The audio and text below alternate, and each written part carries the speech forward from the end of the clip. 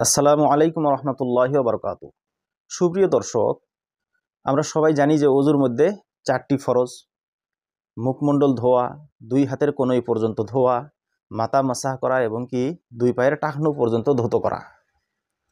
আজকে যে কথাটি আপনাদের বলবো, এই কথাটি খুবই গুরুত্বপূর্ণ বস্তু। বেশিরভাগ মানুষ এর উপরে আমল না করার কারণে ওযু শুদ্ধই হয় না।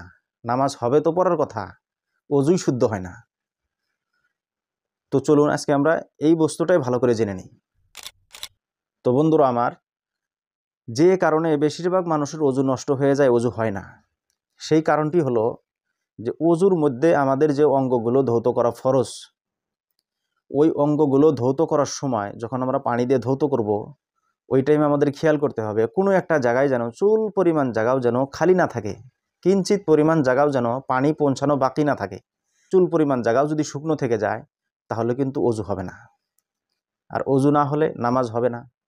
এখন আমাদের পরিস্থিতি হলো, আমরা যে কাজেই ব্যস্ত থাকি, কিংবা তো কত কত সময় গল্প গুজার, আড্ডা ইত্যাদিতে ব্যস্ত থাকি, আর যখন নামাজের সময় হয় দৌড় দিয়ে গিয়ে তাড়াতাড়ি করে ওযু করে নামাজে দাঁড়িয়ে যাই।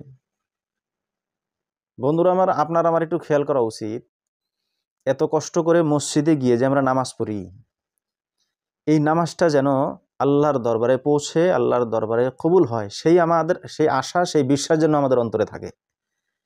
আর ওই বিশ্বাস অন্তরে থাকতে হলে আমাদের ওযুটা আমাদের সহিশুদ্ধভাবে সম্পূর্ণ করতে হবে।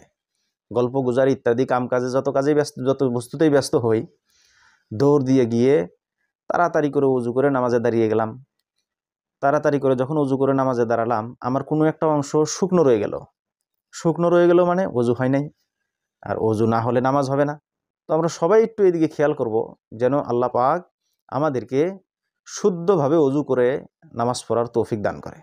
আল্লাহ পাক আমাদের সবাইকে আমল করার তৌফিক দান করেন। আমিন।